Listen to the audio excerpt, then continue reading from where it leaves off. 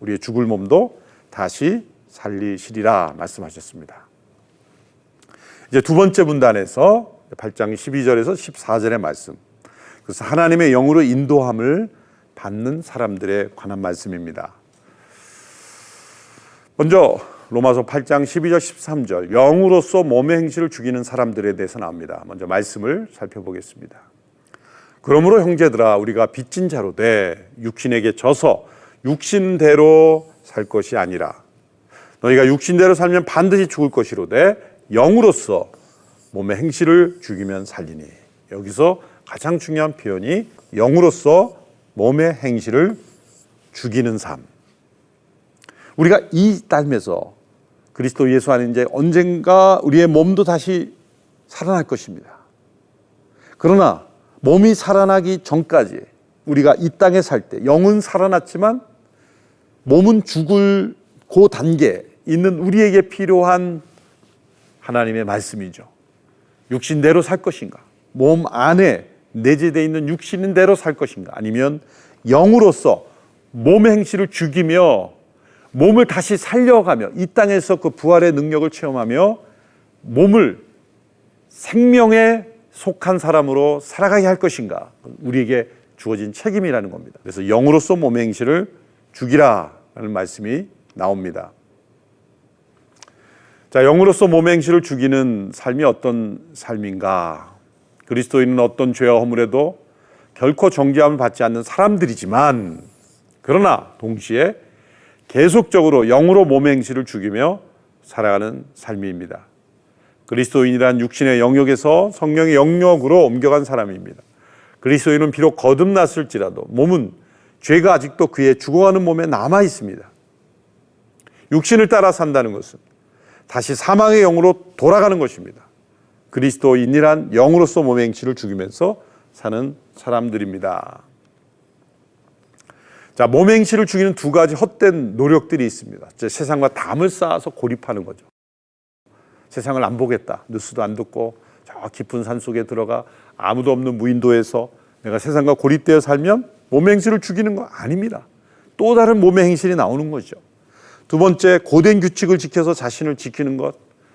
고대 수도원에서 그런 일들을 많이 했죠. 자신의 몸을 괴롭게 하고 또 고행을 통해서 고된 규칙을 지키면서 나의 몸의 행실을 지키는 것. 일정 부분 효과가 있긴 있습니다. 규칙적인 생활, 또 엄격한 규율을 통해서 죄를 어느 정도는 멀리하게 할 수 있지만, 그러나 우리의 몸의 행실은 고립된 생활에서도 나타나고 그리고 고된 규칙 속에서도 나타납니다. 중세 수도원이 얼마나, 일부 개혁적인 수도원도 있었지만 가장 큰 범죄들이 수도원에서 나왔죠. 고된 규칙이 몸의 행실을 죽일 수 있는 게 아닙니다. 또한 고립된 삶이 우리의 몸의 행실을 죽일 수 있는 것도 아닙니다. 참되게 몸의 행실을 죽이는 방법. 그래서 고린도전서 9장 27절에 사도 바울이 이렇게 고백했습니다. 내가 내 몸을 쳐 복종하게 하면 내가 남에게 전파한 후에 내가 도리어 버림을 당할까 두려움이라, 이렇게 고백했죠. 킹 제임스 버전, 흠정역이라고 하죠. 거기서 이 몸의 행실을 죽인다고 할 때는 mortification이라는 단어를 썼습니다. mortify 한다, 죄를 죽이다라는 표현을 썼습니다. 두 가지입니다. 첫째로 죄의 습관에 대해 온 마음으로 저항하는 것입니다. 그게 첫 번째 단계입니다.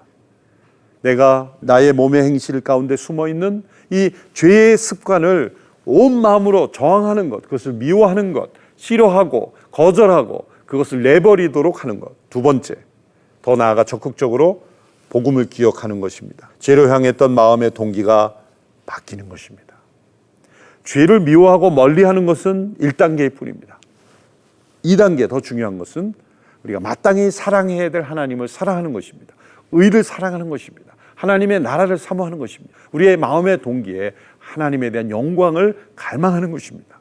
이렇게 우리에게 마땅히 있어야 될 것들로 가득 채워질 때 우리는 죄를 죽일 수 있게 되는 것입니다.